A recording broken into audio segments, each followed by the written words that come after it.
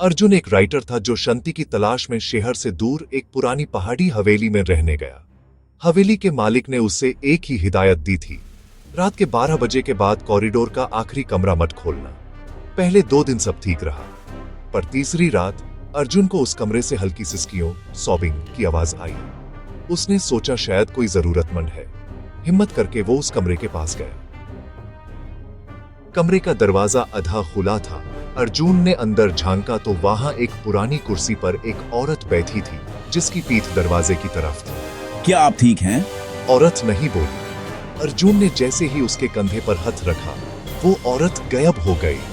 अर्जुन घबराकर अपने कमरे में भागा और दरवाजा अंदर से लॉक कर लिया। उसे लगा वो पागल हो रहा है, पर असली दर्द तो अब शुरू होना था।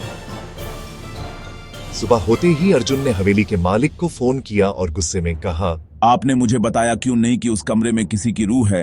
मैंने कल रात उस औरत को देखा। मालिक की तरफ से सन्नाटा छा गया।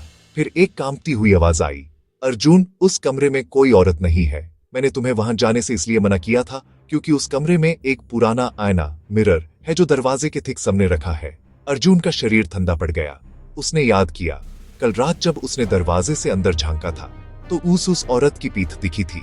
अगर वो आईना था तो अर्जुन को आईने में अपनी खुद की शक्ल दिखनी चाहिए थी, न कि किसी औरत की पीठ। इसका मतलब था कि वो औरत आईने के अंदर नहीं, बल्कि अर्जुन के ठीक पीछे खड़ी थी और वो आईने में उसकी परछाई देख रहा था। जैसे ही अर्जुन ने ये सोचा, उसने अपने गर्दन पर वही ठंडी सांस महसूस की जो उसने रात को सुनी थी।